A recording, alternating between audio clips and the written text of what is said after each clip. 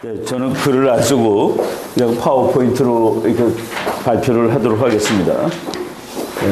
이승만 박사 그러면은 한미동맹이고, 한미동맹 그러면 이승만 박사가 나올 정도로 이승만 박사 없으면은 한미동맹은 존재하지 않습니다. 우리나라 사람들, 많은 사람들이 지금 정치가들이 특히 그 한미동맹이 필요 없다고 생각하는 사람도 있고, 주한미군이 나가야 된다고 생각하는 사람도 있는데, 놀라운 것은 지난번 선거하기 전에 작년 11월 달에 그 국방연구원 그리고 통일연구원에서 한국 국민들의 그 한미동맹에 관한 인식조사를 한 거가 있습니다.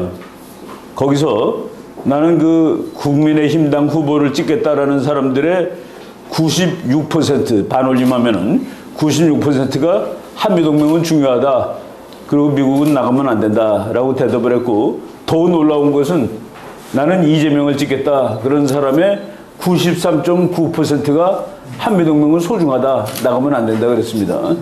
그런데 이번 선거에서는 내가 대통령이 되면은 미국하고 결별하겠다라는 책을 썼다가 선거 무렵에 갑자기 거둬들인 그 후보가 무려 1614만 표를 얻었다. 거의 반을 얻었다라는 그 얘기입니다. 이런 그 불일치되는 그런 개념이 있는데, 한국 사람들이 특히 정치가들이 한미동맹의 본질에 대해서 잘 모르는데, 이승만 박사는 그거를 정확히 잘 이해를 했다라고 이제 말씀을 먼저 드리겠습니다. 한미동맹 뭐 이건 다 아시는 거지만은 1954년 10월 1일 미국 워싱턴에서 한미상호방위조약이 조인되었다. 이 종이 쪼가리 한 페이지입니다. A4 한 장밖에 안 되는 종이인데, 그 종이 한 장 가지고 전쟁을 70년 이상 막았다라는 사실이 이제 놀랍습니다. 근데 그 종이 하나 가지고 막은 것이 아니라 그 종이 쪼가리, 나쁘게 말하면 종이 쪼가리인데, 그 종이 쪼가리를 보충해 줄 수 있는 주한미군이라는 그 개념이 있어가지고, 한미방위조약은 세계에서 가장 괜찮은 동맹을 만들었고, 또 원하는 목적을 가장 잘 이루었고, 거기에다가 부수적인 목적까지 하나 이뤘는데, 원래 그 동맹이라는 것은 군사관계입니다. 군사관계인데 그 동맹을 통해서 한국이 경제발전을 할 수가 있었다라는 부수적인 이득까지 얻을 수 있었다라고 이제 말씀을 드리겠습니다. 오늘까지 이어지는 세계적으로 양호한 쌍무동맹이다. 두 나라가 맺은 동맹이죠. 이승만 박사의 탁월한 외교 능력이 결과다. 그래서 외교의 신 이승만 박사라고 얘기를 할 정도인데, 이거는 거의 신적인 능력으로 이루어진 일입니다. 그때 누구도 미국에서는 주한미국 대사하던 브릭스라는 대사 한 사람 빼놓고는 전부 다 동맹을 지금 맺어줄 필요가 없다. 그리고 논리적으로 세계에서 제일 강한 나라하고 세계에서 거의 끝에 있던 나라하고 동맹을 맺는 그런 상황인데, 옛날에 그 일본이 영국하고 동맹 맺을 때 일본의 국력이 무지하게 높이 올라갔을 때 세계 제일인 영국하고 동맹을 맺은 다음에 일본 사람들이 두꺼비가 달님과 결혼을 했다라고 얘기할 정도로, 그거는 그 국력이 다른 나라가 동맹을 맺는 것은 쉬운 일이 아닌데, 이승만 박사가 미국과의 동맹을 얻어낸 것은 이거는 거의 외교의 신이라고 말할 수 있는 것이다 라고 말씀드리겠습니다. 대통령이 한미방위조약이 이제 성립된 다음에 국민들한테 여러분들은 이것 때문에 두고두고 덕을 보게 될 것입니다 라고 얘기를 했는데, 사실 지금까지 한국이 한미방위조약에 의해서 덕을 보고 있다. 대학생들이 그래요. 교수님 무슨 덕을 보고 있습니까? 우리가 미국 없이도 북한을 막을 수 있지 않습니까? 라고 그러면서 이제 당당하게 얘기를 하는데, 그때마다 저는 그렇게 얘기합니다. 자네들 군대 갔다 2년이면은 집으로 다시 돌아올 수 있는데, 그게 한미동맹의 덕이야. 한미동맹 없이 나라를 지키려면은 자네들 군대 가서 아무리 조금 있어도 5년은 있어야 할걸? 북한은 10년이니까. 이런 것들이 다 덕입니다. 그래서 이제 한반도의 평화를 유지했고 한국의 번영까지도 가져온 그런 좋은 동맹을 이승만 박사가 이제 체결을 했는데, 우리나라 사람들이 가장 잘못 이해하고 있는 것이 동맹은 친구가 맺는 것이다 라는 그 잘못된 말씀입니다. 동맹은 적이 같은 나라가 맺는 겁니다. 적이 같은 나라가. 그러니까 2차 대전 때 미국하고 소련이 동맹입니다. 그게 사회 체제가 다르고 정치 체제가 다른 나라가 동맹을 한 이유는 적이 같았기 때문에 더 골치 아픈 적인 일본 군국주의와 나치스가 있어가지고 미국과 소련이 동맹을 맺을 수 있는 것이죠. 공통의 적이 없어지게 되면 동맹은 그냥 와해가 되는 겁니다. 예. 동맹은 우호관계를 의미하는 것이 아니다. 물론 동맹을 맺은 나라가 우호관계를 형성할 수 있습니다. 우호관계는 동맹의 산물이지 동맹의 원인은 아니다라는 것을 우리 국민들이 모르는데 심지어는 적대 국가들 사이에서도 동맹이 형성될 수 있다. 2차 대전 예를 들었습니다. 한미동맹은 북한이라는 거기다 소련, 중국을 합쳐서 공통의 적이 있어서 성립된 것이다. 이승만 박사 외에는 이것을 알고 있던 사람이 별로 없었다라는 생각이 지금 듭니다. 그리고 한미동맹은 한국 전쟁 종식 과정에서 이승만 대통령의 탁월한 외교 역량이 결과로 나온 것이다. 그리고 한미동맹은 이 한미 상호방위 조약이라는 문서와 그리고 실질적인 수단 주한미군 이 두 가지가 주한미군 없었다면 한미상의 방위 조약이 있었어도 한국의 전쟁 났고 북한이 아마 승리했을 가능성이 대단히 높습니다. 그래서 실질적으로는 주한미군이 더 큰 역할을 하였다라고 얘기를 할 수가 있습니다. 한미동맹이 53년 체결된 이후에 지금까지 70년 가까이 성공적으로 유지되고 있다. 부수적인 것은 대한민국은 세계의 빈곤 국가였는데 이제 세계 10위권의 부국으로 만든 보이지 않는 견인차가 한미동맹이다. 냉전 시대 때 미국은 한국에다가는 자유주의 원칙을 적용하지 않았습니다. 너네들이 냉전의 최전선에서 고생하고 있으니까 너네들은 우리한테 물건 팔아도 돼. 그리고 우리 물건 안 사도 봐주겠어. 하던 것이 냉전 시대의 그 미국의 논리인데 그 냉전 끝난 다음에 그 우리나라 IMF 온 곳을 저는 뭐 전략적으로 이제 너도 우리랑 똑같은 방식으로 자유무역해. 가 바로 IMF 아닌가라는 생각을 하게 됩니다. 미국은 한국 정부 수립 이후 거의 즉각 한국을 떠난다. 이게 이승만 박사가 그렇게 외교에 능한데도 어떻게 그 왔던 미군이 가는 것을 못 막았을까? 1948년 8월 15일 날 정부가 수립되자마자 미국, 그때는 그 점령군이죠. 이재명이가 지금 와 있는 미군을 점령군이라고 그러는데 지금 와 있는 미군은 다시 온 미군입니다. 인천으로 들어온 미군은 일본 땅인 한국을 점령하러 온 미군이에요. 그런데 6.25 때 온 미군은 북한군을 격퇴하기 위해서 온 미군이지 점령군하고 전혀 개념이 다른 것이죠.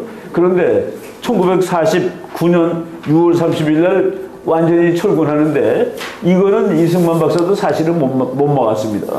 못 막았고 그리고 북한은 뭐 소련이 철수하면서 그 당시에 제일 좋은 무장을 이제 북한에 시켜줬고 북한을 소련이 무장시킨 것을 떠나서 북한에 있는 그 공장들이 많았습니다. 일본이 만들어놨던 공장에서 심지어는 북한이 총까지 만들어가지고 따발총이라는 총을 북한이 만들었는데 북한이 그 총을 심지어는 1949년에 10월 1일 날 정부를 수립한 중공군한테도 대줄 정도였다라는 그 얘기를 그거 보면은 이제 북한은 이미 전쟁 준비가 다 끝났는데 미국은 그냥 나갔다. 그때 미국이 나간 가장 중요한 이유는 한국이 별로 중요하지 않다라는 얘기입니다. 한국까지 도와줄 힘도 없고 그 한국은 뭐 미국은 언제든지 국가 이익에 의해서 이제 정책을 하는 나라인데 한국은 뭐 문자 그대로 바이탈 인터레스트가 없는 곳이었다.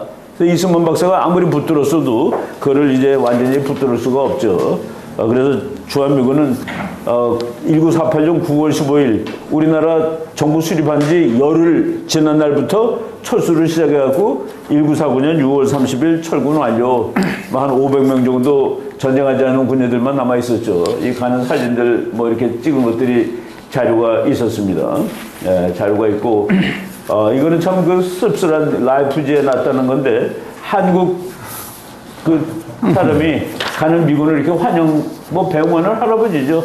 이 마음이 어땠을까 하는 것을 생각해 보면은 이승만 대통령은 이거 필히 전쟁이 날 거다라고 생각을 하고 뭐 미국 장군들을 다그치고 그랬는데 결국은 그것을 막지 못했습니다. 예. 이게 이제 우리들이 국제정치학자들이 흔히 쓰는 지도인데 이거를 이 지도가 이제 뭐 1948년부터 이 지도죠. 다 공산권인데 대한민국만 자유진영에 종업했던 선물로 남아있는데 이것이 아직까지 파란색으로 남아있는 이유는 주한미군 한미동맹 때문입니다. 그거 없었으면 100% 한반도까지 빨간색 된 것이죠. 한반도가 빨간색이 됐으면은 일본도 아마 분홍색 됐을 겁니다. 이것이 지금 남아있고, 그리고 지금 남아서 뭐 통일을 우리가 이제 하겠다고 그러고 중국까지 자유화시키겠다는 그런 그 우리가 역사적 사명을 지금 얘기하고 있는 것까지 왔는데, 바로 교회 열심히 다니는 사람은 하나님의 섭리라고 얘기하는데, 바로 그 하나님의 섭리가 분명히 있었던 것 같은 생각이 듭니다. 트루만 대통령이 한국을 도와주러 온 것은 트루만 회고록에 하면 한국이 소중해서가 아닙니다. 그날 이제 전쟁 나는 날 그 애치슨 장관이 전화를 걸었습니다. 6월 24일 날 밤이었어요. 미국 시간으로. 자기 고향집에 와가지고 이제 책 읽다 잘라고 서재에서 책을 읽고 있는데 애치슨 장관이 전화 걸어서 각각 큰일 났습니다. 한국 3%, 전체에서 공산당이 내려오고 있습니다. 그랬더니 트루만 대통령이 내가 지금 워싱턴으로 돌아갈까 얘기를 했습니다. 밤 9시, 10시 무렵인데.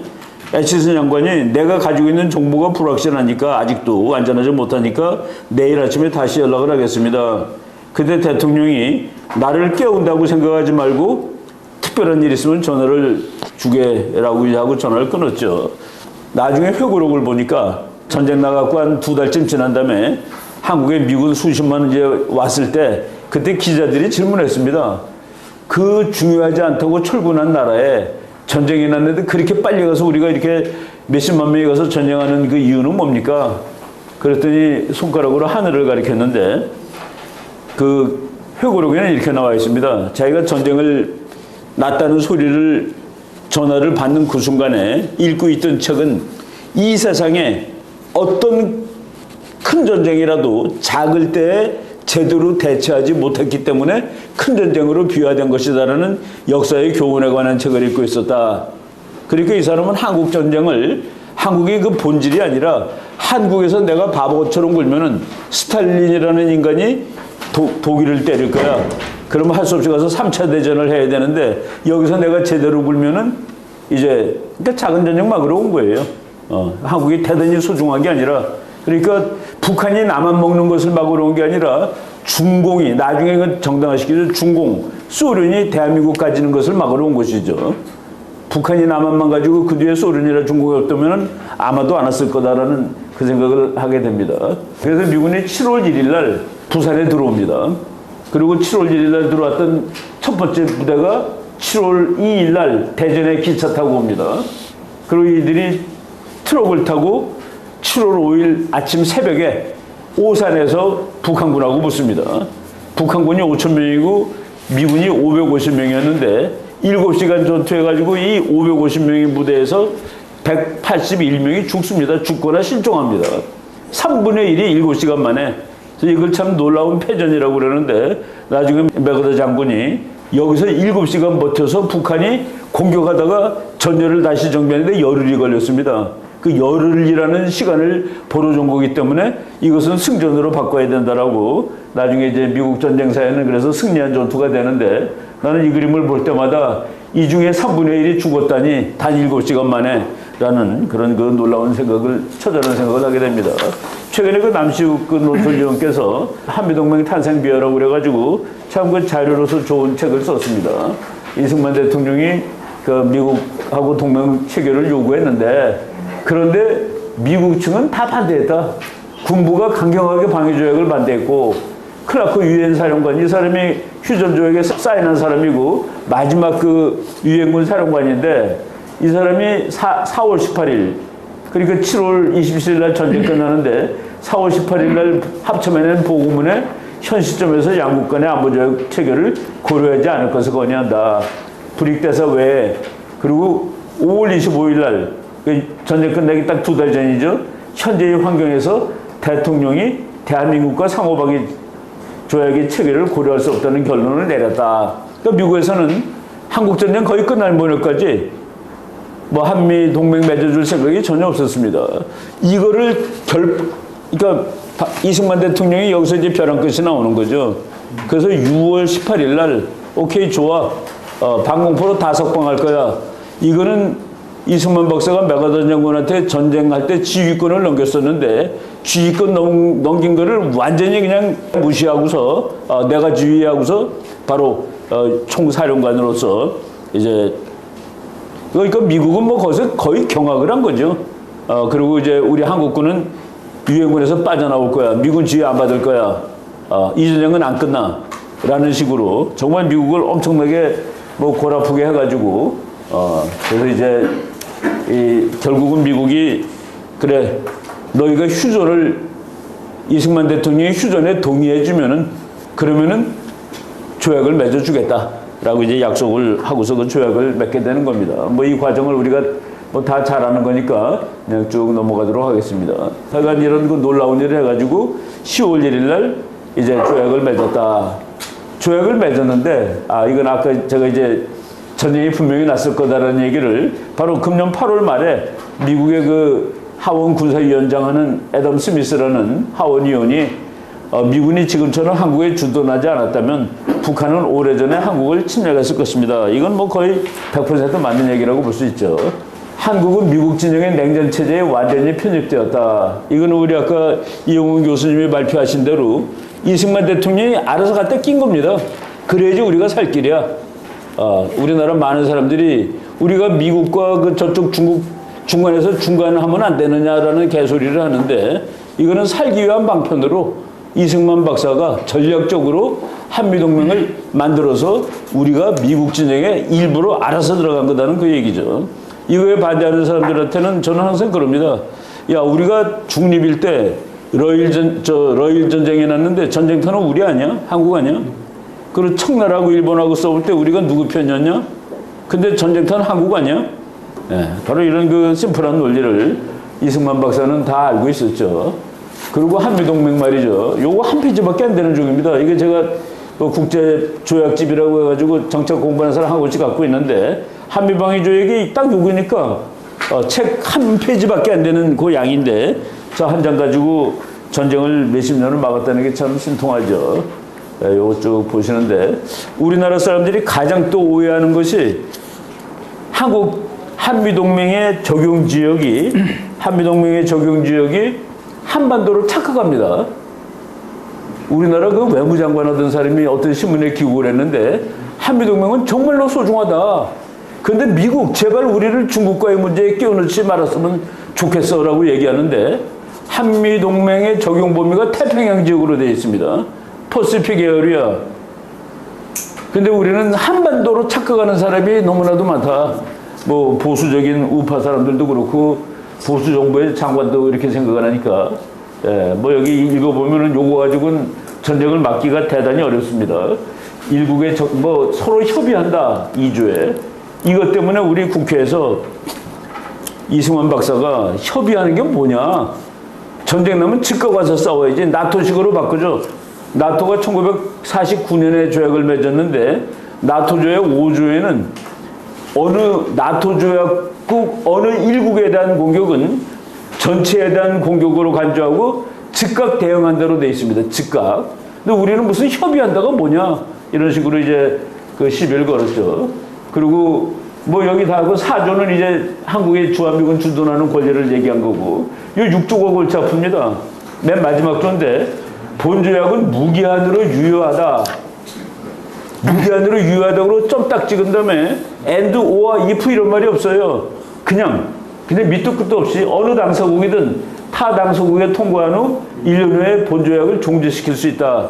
그러니까 오늘 미국이 한국 조약 고만하자 그러면 내년 12월 7일 날 끝나는 겁니다. 또는 한국의 좌파 정부가 국회에서 우리 조약 그만하겠습니다 하고 미국 하면은 묻거나 따지거나가 아니라 내년 12월 7일 끝나는 거예요. 그래서 그때 한국 국회의원들이 미국이 언제든지 이거 끝내려고 이 조항을 놓다 해가지고 그래서 미국은 국회에서 통과시킨 것이 12월입니다. 그 다음에 1월 그 무렵에 이제 완전히 비준이 끝났는데 한국은 끝까지 버티다가 54년 11월 18일 날 비준을 해가지고 사인은 10월 1일, 작년 10월 1일 날 사인했는데 이거 비준은 효력 발휘는 그 다음에 11월 18일이 됐죠. 이승만 박사가 여기서도 이제 통과를 결국은 시키는데 그 이유는 미국이란 나라는 영원한 친구와 영원한 적을 두지 않습니다.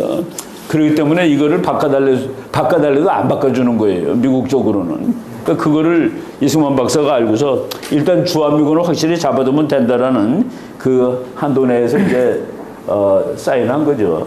주한미군은 뭐 방위력보다는 전쟁 억제력입니다. 주한미군 28,000명 지금 현재 있는 그것을 북한이 너무나도 무서워하기 때문에 아예 전쟁 일으킬 엄두를 못 낸다. 그러니까 방위는 우리 혼자서 방위는 하겠죠. 북한이 전쟁 일으키면은. 그런데 아예 전쟁을 못 일으키게 하는 것은 미군이다. 이승만 박사가 이제 뭐 공부할 거가 많은 분인데 우리나라 대통령 중에서 전쟁을 직접 한 유일무이한 대통령입니다. 그리고 그 전쟁을 승리로 이끌었고 그리고 전쟁 과정에서 국제정치로 이 전쟁을 그 미국에서 워낙 인기가 나빴으니까 그 트루먼 대통령이 이 전쟁을 못 이기고 있는 바람에 그 내용을 다 아시는 이승만 박사가 오케이 여기서 끝을 내주고 그 대신에 우리는 보장을 받자 해서 만든 것이 한미 동맹인데 그것 때문에 지금 우리가 이런 발전을 이룩하고 안전하게 살고 있다라는 그 말씀을 드렸습니다. 예, 제가 그 마지막 에피소드를 한마디 드린다면은 제가 그 오하이오 대학 가가지고 전쟁사를 잠깐 공부한 적이 있었는데 박사 코스를 마쳤는데 우리 그 지도 교수가 그분이 이제 2차 대전 한국전쟁 여기 전문가인데 혹시 한국 가서 시간 되면은 논문 하나 써서 보내면은 박사를 주겠다라고 제안한 거 박사 논문을 써주더라고요. 이승만과 미국군 장교와의 관계에 대해서 한번 연구를 해주면 안 되겠냐. 그래서 내가 왜 이 연구를 해달라고 그러냐 그랬더니 교수님이 그러더라고요. 미국 장군 중에서 이승만을 만나가지고서 설득을 안 당한 사람이 없다는 거라. 그 사람은 어떤 마력을 가지고 있기에 그 미국의 기라성 같은 장군들이 만나면은 존경한다고 얘기한 그런 사람이었는가를 지네들이 한번 알고 싶다고 그래가지고 제가 뭐 쓰지 못했지만은 그 자료들을 이렇게 모으고 뭐 그런 적이 있었습니다. 여기까지 하겠습니다. 네.